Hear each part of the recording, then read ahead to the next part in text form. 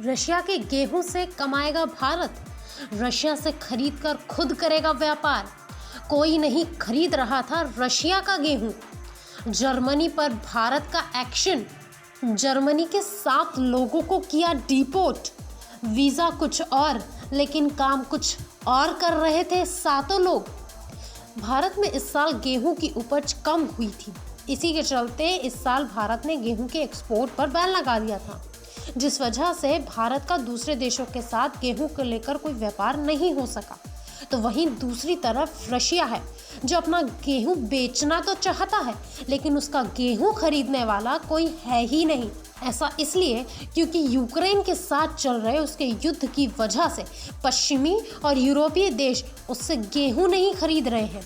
लेकिन गैस और crude oil का व्यापार वैसा का वैसा ही चल रहा है। अब ऐसा हो भी क्यों ना, क्योंकि यूरोपियन और पश्चिमी देशों को गेहूं और दूसरी चीज़ें तो रशिया के अलावा अन्य देशों से मिल जाएंगी, लेकिन तेल और गैस के मामले में इन देशों के पास रशिया के इतर कोई दूसरा ऑप्शन है ही नहीं। क्योंकि ओपेक देश तो पहले ही ये फैसला कर चुके हैं कि तेल की कीमतों में उछाल लाने के लिए वो रोज़ाना 20 लाख बैरल तेल का उत्पादन कम करेंगे। यही वजह है कि रशिया से सस्ता क्रूड ऑयल खरीदा जा रहा है। यही वजह है कि रशिया से सस्ता क्रूड ऑयल खरीदा जा रहा है। लेकिन गेहूं तो इन देशों को रशिया के अलावा भी कई देशों से मिल जाएगा। उसके लिए रशिया के आगे हाथ फैलाने की जरूरत नहीं है इन देशों को। इसलिए ये देश रशिया से गेहूं नहीं खरीद रहे हैं। इसी के चलते रशिया का गेहूं अब बर्बाद होने की कगार पर है। लेकिन भारत ने अपने इस दोस्त की इस मुश्किल में मदद की है और इससे भी अपना फायदा खोज लिया है।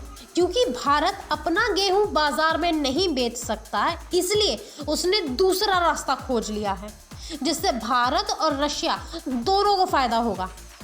और भारत ने रशिया से उसका गेहूं खरीदने का फैसला किया है। अब आप सोच रहे होंगे कि इसमें भारत का कैसा फायदा, कमाई तो इसमें रशिया की होगी, लेकिन ऐसा नहीं है। भारत ये गेहूं खरीद भले ही रहा है, मगर इससे भारत को काफ़ी कमाई होगी, क्योंकि भारत रशिया से गेहूं खरीदकर उसे अपने देश में प्रोसेस करेगा और उसके अलग अलग प्रोडक्ट्स बनाएगा, जैसे आटा, मैगी, पिज़्ज़ा बेस और दूसरी चीज़ें। फिर इन्हें दूसरे देशों को बेच देगा। यानी इस तरह रशिया से खरीदा गया गेहूं भारत दूसरे देशों को एक्सपोर्ट करेगा, और वो भी उन्हीं यूरोपियन और पश्चिमी देशों को जो रशिया का गेहूं खरीदने से बच रहे हैं। इससे भारत को 3 फायदे होंगे। पहला तो यही कि भारत का गेहूं का एक्सपोर्ट बढ़ जाएगा। जो रेस्ट्रिक्शंस इन ज़रूरी चीज़ों के एक्सपोर्ट पर लगी हुई है, उससे होने वाले नुकसान को भी कम किया जा सकेगा और भारत गेहूं को एक्सपोर्ट कर कमाई कर पाएगा। दूसरा फायदा ये कि जब रशिया के गेहूं को भारत में प्रोसेस किया जाएगा तो इससे देश में रोजगार बढ़ेगा और इससे देश की अर्थव्यवस्था को लाभ होगा।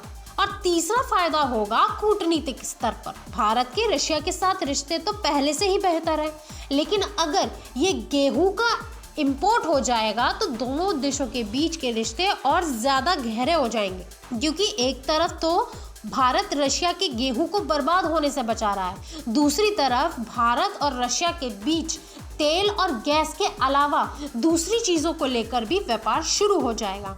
तो वहीं अमेरिका जैसे देशों को इससे साफ संदेश पहुंच जाएगा कि चालाकी में भारत उससे भी 2 कदम आगे है। वो खुद तो रशिया से तेल खरीद ही रहा है, उसके बाद भी भारत पर सवाल उठा रहा है। तो भारत ने साफ कर दिया कि रशिया और भारत का अमेरिका के रोके से भी व्यापार रुकने वाला नहीं है। अगर अमेरिका अपना फ़ायदा देखेगा तो भारत भी अपना फ़ायदा देखने से पीछे नहीं हटेगा। वहीं जर्मनी को भी भारत ने एक बहुत बड़ा झटका दिया है। आपने अक्सर ऐसी खबरें सुनी होंगी जिनमें जबरन किसी का धर्म परिवर्तन करवाकर उसे अपने ही देश में आतंकवाद फैलाने के लिए या जिहाद कराने के लिए कहा जाता है। वैसे अक्सर पाकिस्तान की तरफ से ही ऐसा किया जाता है। पाकिस्तान अक्सर भारत के खिलाफ इस तरह की नापाक करतूतों को अंजाम देता रहा है, लेकिन इस बार ये साजिश की गई है जर्मनी की तरफ से, जिसे भारत ने नाकामयाब कर दिया है। दरअसल खबर ये है कि भारत ने हाल ही में जर्मनी के कुछ 60 टूरिस्ट को यानी कि कुछ 7 पर्यटकों को वापस उनके देश जर्मनी डिपोर्ट कर दिया है। इन टूरिस्ट पर आरोप था कि ये आए तो टूरिस्ट वीज़ा पर थे, लेकिन भारत में रिलीजियस गैदरिंग में शामिल हो रहे थे जो इनके वीज़ा नॉर्म्स को सूट नहीं करता और ये अपने वीज़ा के नियमों का उल्लंघन कर रहे थे। सिर्फ इतना ही नहीं, ये लोग भारत के ही कुछ लोकल चर्चों की मदद से लोगों का धर्म परिवर्तन भी करा रहे थे। यही वजह है कि जब स्थानीय प्रशासन को इस बात की भनक पड़ी तो उन्होंने इन्हें अरेस्ट कर डिपोर्ट करने का फैसला लिया। बता दें कि अगर आप किसी दूसरे देश में घूमने या फिर किसी भी काम के लिए जाते हैं तो उस काम के हिसाब से आपको वीज़ा दिया जाता है, और अगर आप अपने वीज़ा के अलावा कोई दूसरा काम करते हैं तो इसे आपके वीज़ा के नियमों के खिलाफ बताया जाता है और आपको तुरंत अरेस्ट कर डिपोर्ट कर दिया जाता है। मान लीजिए अगर आपने अमेरिका में टूरिस्ट वीज़ा लिया है तो आप वहाँ इस वीज़ा पर जॉब नहीं कर सकते। नौकरी करने या बिजनेस करने के लिए आपको अलग से वीज़ा लेना पड़ेगा, और अगर आप ऐसा नहीं करते हैं तो अमेरिकी प्रशासन आपको आपके देश जो भी अगली फ्लाइट होगी उससे वापस भेज देगा। इसलिए बहुत सोच समझकर ही वीज़ा के लिए अप्लाई करना चाहिए। जिन 7 लोगों को डिपोर्ट किया गया वो भी यही गलती कर बैठे। टूरिस्ट वीज़ा पर आकर ये लोग लोकल चर्चों की मदद से असम में लोगों को रिलीजियस गैदरिंग में संबोधित कर रहे थे और उनका धर्म परिवर्तन करवा रहे थे। असम प्रशासन पहले से ही इस तरह के मामलों को लेकर काफ़ी सतर्क है। इससे पहले भी स्वीडन के 3 लोगों को वीज़ा के नियमों के उल्लंघन के मामले में डिपोर्ट किया गया था। इन 7 लोगों को काजीरंगा पार्क के पास से पकड़ा गया और डिटेन कर 24 घंटे के अंदर डिपोर्ट कर दिया गया। इन 7 लोगों पर $500 पर पर्सन के हिसाब से जुर्माना भी लगाया गया है। भारत सरकार ने टूरिस्ट वीज़ा के लिए जो गाइडलाइंस जारी की हैं उनके हिसाब से इस वीज़ा पर आए लोग किसी भी तरह की धार्मिक गतिविधि में हिस्सा नहीं ले सकते। धार्मिक गतिविधियों में हिस्सा लेने के लिए भारत में मिशनरी एम वीज़ा दिया जाता है, लेकिन इन 7 लोगों के पास ये वीज़ा नहीं था। इसी वजह से इन पर एक्शन लिया गया। हालांकि अगर इनके पास ये वीज़ा होता भी तो भी जो काम ये लोग कर रहे थे उसे सही नहीं ठहराया जा सकता। आइए अब आपको बताते हैं कि वीज़ा कितने तरह के होते हैं। वीज़ा और पासपोर्ट एक तरह से विदेश जाने की चाबी है। इनके बिना विदेश जाना नामुमकिन है, लेकिन वीज़ा भी अलग अलग तरीके के होते हैं और सबका अलग अलग महत्व होता है। अगर हमें सही जानकारी ना हो तो हम गलत वीज़ा बनवा सकते हैं, जिससे हमारा पैसा बर्बाद हो सकता है और उस देश में जाने पर हमें सज़ा भी हो सकती है। तो आइए जानते हैं कि वीज़ा कितने तरह के होते हैं। हर देश के वीज़ा जारी करने के नियम अलग होते हैं। भारत में 11 तरह के वीज़ा जारी किए जाते हैं, जिसमें tourist visa, business visa, transit visa, journalist visa, entry visa, on arrival visa, partner visa और इसके अलावा कई वीज़ा शामिल हैं। सबसे पहले बात करते हैं टूरिस्ट वीज़ा की। भारत एक खूबसूरत देश है जहाँ का कोना कोना घूमने लायक है। यहाँ बहुत सारे पर्यटन स्थल हैं और यहाँ बड़ी संख्या में टूरिस्ट आते हैं। विदेशी टूरिस्ट के लिए टूरिस्ट वीज़ा जारी किया जाता है। इनके वीज़ा पर मेंशन होता है कि ये केवल घूमने के लिए आए हैं। ऐसे टूरिस्ट किसी तरह के बिजनेस एक्टिविटीज़ में भाग नहीं ले सकते, ना ही धार्मिक गतिविधियों में। अब ट्रांसिट वीज़ा क्या होता है?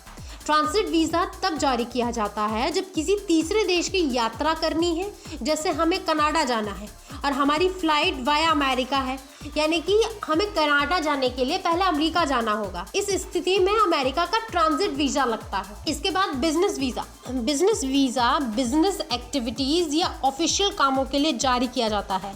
इसमें नौकरी वाले लोग भी शामिल हैं जो किसी ऑफिशियल काम से बाहर आते जाते हैं। चौथा है पार्टनर वीज़ा। अगर किसी देश में रहने वाला कोई इंसान अपने पार्टनर को अपने साथ रहने के लिए बुलाना चाहता है तो जाने वाला व्यक्ति पार्टनर वीज़ा का इस्तेमाल कर सकता है। इसके अलावा जर्नलिस्ट वीज़ा होता है। पत्रकारों की विदेश यात्रा के लिए जर्नलिस्ट वीज़ा जारी किया जाता है। ऐसे पत्रकारों का किसी न्यूज़ ऑर्गेनाइजेशन से जुड़ा होना बहुत ज़रूरी होता है। इसके अलावा मैरिज वीज़ा होता है।